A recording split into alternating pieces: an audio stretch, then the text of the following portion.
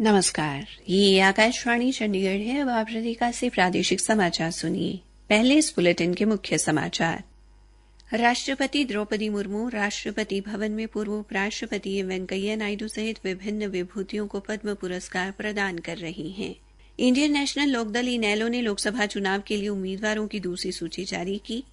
फरीदाबाद से सुनील तेवतिया, सोनीपत से अनूप सिंह दहिया और सिरसा से संदीप लोढ़ को चुनाव मैदान में उतारा गया। हरियाणा विद्यालय शिक्षा बोर्ड के अध्यक्ष डॉ वीपी यादव ने कहा कि 10वीं और 12वीं कक्षा का परीक्षा परिणाम 15 या 16 मई से पहले घोषित कर दिया जाएगा। और हरियाणा सेवा का अधिकार आयोग ने बिजली मीटर स्थानांतरण के एक मामले में दक्षिण हरियाणा बिजली वितरण निगम के जूनियर इंजीनियर पर 20,000 रुपये का जुर्माना लगाया और उपमंडल अधिकारी के खिलाफ अनुशासनात्मक कार्रवाई की।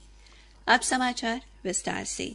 राष्ट्रपति द्रौपदी मुर्मू आज राष्ट्रपति भवन में पद्म पुरस्कार प्रदान कर रही हैं। पूर्व उपराष्ट्रपति एम वेंकैया नायडू तथा भरतनाट्यम नृत्यांगना डॉक्टर पद्मा सुब्रमण्यम को पद्म विभूषण तथा डॉक्टर बिंदेश्वर पाठक को मरणोपरांत पद्म भूषण दिया जा रहा है। अभिनेता मिथुन चक्रवर्ती और गायिका उषा उत्थुप को पद्म भूषण से सम्मानित किया जा रहा है। इसके अलावा समाज सेवी डॉक्टर सीताराम जिंदल, हृदय रोग विशेषज्ञ डॉक्टर तेजस मधुसूदन पटेल और उत्तर प्रदेश के पूर्व राज्यपाल राम नाईक को भी पद्म भूषण से नवाजा जा रहा है।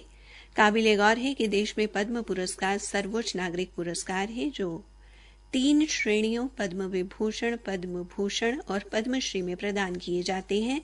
इन पुरस्कारों की घोषणा प्रतिवर्ष गणतंत्र दिवस पर की जाती है। इंडियन नेशनल लोकदल इनेलो ने लोकसभा चुनाव के लिए उम्मीदवारों की दूसरी सूची जारी की है, जिसमें 3 नए प्रत्याशियों की घोषणा की गई है। इनेलो ने सुनील तेवतिया को फरीदाबाद से टिकट दी है। वे वल्लभगढ़ रियासत के राजा नाहर सिंह के वंशज हैं। इसके अलावा सेवानिवृत्त पुलिस अधीक्षक एवं द्रोणाचार्य पुरस्कार से सम्मानित अनूप सिंह दहिया को सोनीपत से और राजनीतिक पृष्ठभूमि वाले संदीप लोढ़ को सिरसा से चुनाव मैदान में उतारा गया है। संदीप लोढ़ के पिता रामफल लोढ़ 2009 में कांग्रेस की टिकट पर नरवाना से चुनाव लड़ चुके हैं, जबकि उनके दादा फकीर चंद 2 बार विधायक रहे। इनेलो प्रदेशाध्यक्ष रामपाल माजरा ने आज इनेलो नेता अभय सिंह चौटाला की उपस्थिति में चंडीगढ़ में आयोजित एक पत्रकार वार्ता के दौरान इन तीनों उम्मीदवारों के नामों की घोषणा की।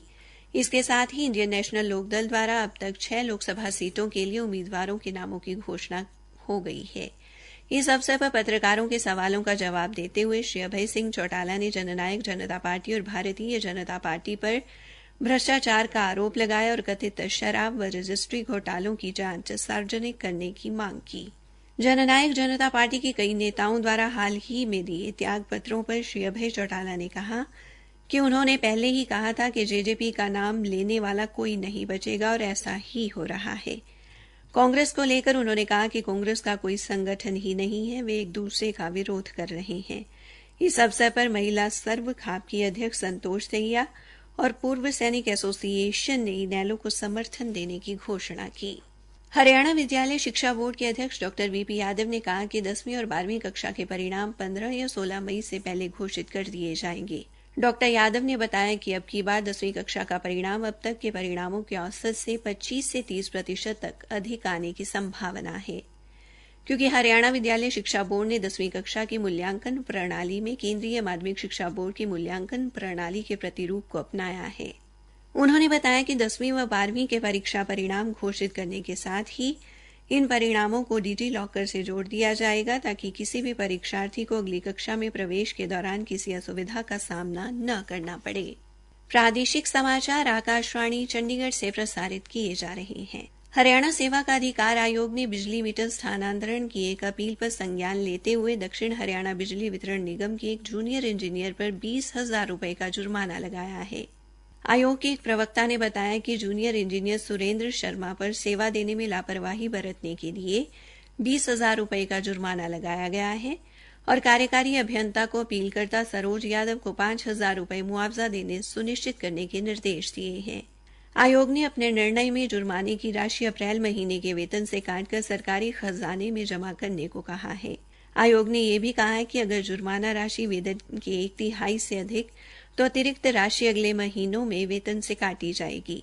आयोग ने अपने आदेश में यह भी कहा कि कटौती की जाने वाली राशि में से पहले 5,000 रुपये की कटौती करके सरोज यादव को मुआवजे के तौर पर अदा की जाए। यदि वो उपभोक्ता नहीं है तो राशि संबंधित उपभोक्ता के खाते में जमा करने को कहा गया है। आयोग ने उपमंडल अधिकारी जतिन कुमार द्वारा सुरेंद्र शर्मा के खिलाफ कोई कार्रवाई करने की बजाय काम दूसरे जूनियर इंजीनियर को स्थानांतरित करने और आदेशों का पालन करने में असफल रहने और अपील को अपने आप ही खारिज करने के कारण ऊर्जा विभाग के अतिरिक्त मुख्य सचिव से अनुशासनात्मक कार्रवाई शुरू करने की सिफारिश की है। आदेश अनुसार राज्य सरकार 30 दिनों या उससे अधिक समय के भीतर की गई कार्रवाई की जानकारी आयोग को भेजेगी। आयोग ने कहा है कि इसी प्रकार कार्यकारी अभियंता कुलदीप सिंह नेहरा आदेश का पालन करने में असफल रहे और अपील को अपने आप ही खारिज करके अधिनियम की मूल भावना का उल्लंघन किया।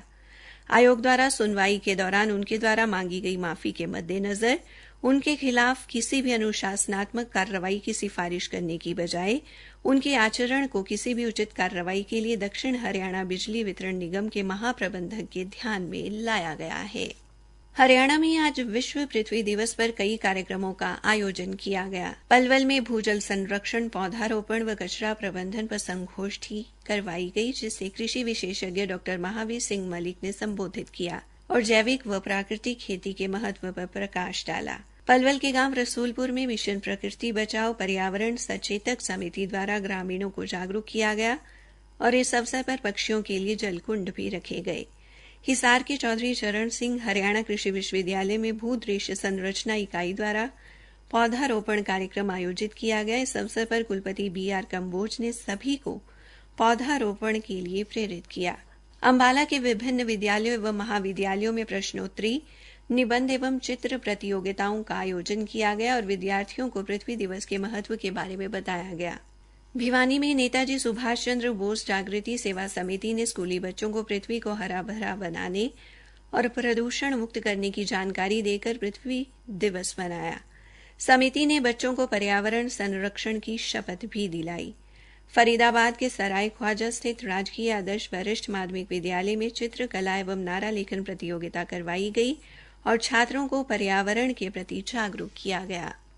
पंजाब एवं हरियाणा उच्च न्यायालय के आदेशानुसार हरियाणा के पुलिस महानिदेशक शत्रुजीत कपूर व हरियाणा राज्य मादक पदार्थ नियंत्रण ब्यूरो के प्रमुख एवं अतिरिक्त पुलिस महानिदेशक OP सिंह के मार्गदर्शन में हरियाणा के पुलिस अधिकारियों व कर्मचारियों के लिए NDPS मामलों की जांच बारे प्रशिक्षण कार्यक्रम आज हिमाचल प्रदेश में शुरू हुआ। कांगड़ा के डरोह के पुलिस प्रशिक्षण कॉलेज में शुरू हुआ ये कार्यक्रम लगातार 4 दिन हिमाचल पुलिस के तत्वावधान में चलेगा। प्रशिक्षण कार्यक्रम में हरियाणा पुलिस के अधिकारियों को NDPS अधिनियम के बारे विस्तार से बताया जाएगा। इसके अतिरिक्त मादक पदार्थ का कब्जा लेने, रख रखाव अदालत में पेश करने, बारीक से बारीक जांच करने तथा मामला खत्म होने के बाद NDPS पदार्थ निपटान की प्रक्रिया समझाई जाएगी। सरकारी प्रवक्ता ने बताया कि इस कार्यक्रम में हरियाणा पुलिस से 57 पुलिस अधिकारी व कर्मचारी भाग ले रहे हैं। कार्यशाला में आज कानून के विषय में विस्तृत जानकारी दी गई। भिवानी के जिला निर्वाचन अधिकारी नरेश नरवाल ने अभी तक अपना वोट न बनवा पाने वाले पात्र नागरिकों को तुरंत अपना फोटो मतदाता कार्ड बनवाने का आह्वान किया है, ताकि वे चुनाव में अपनी भागीदारी सुनिश्चित कर सकें। उन्होंने कहा कि पात्र नागरिक 26 अप्रैल तक संबंधित ब्लॉक लेवल अधिकारी, निर्वाचन पंजीयन अधिकारी अथवा सहायक निर्वाचन पंजीयन अधिकारी के पास फॉर्म 6 भरकर वोट बनवा सकते हैं। अंत में मुख्य समाचार एक बार फिर। राष्ट्रपति द्रौपदी मुर्मू राष्ट्रपति भवन में पूर्व उपराष्ट्रपति एम वेंकैया नायडू सहित विभिन्न विभूतियों को पद्म पुरस्कार प्रदान कर रही हैं। इंडियन नेशनल लोकदल इनेलो ने लोकसभा चुनाव के लिए उम्मीदवारों की दूसरी सूची जारी की। फरीदाबाद में सुनील तेवतिया, सोनीपत से अनूप सिंह दहिया और सिरसा से संदीप लोढ़ को चुनाव मैदान में उतारा गया। इसी के साथ ये समाचार बुलेटिन समाप्त हुआ।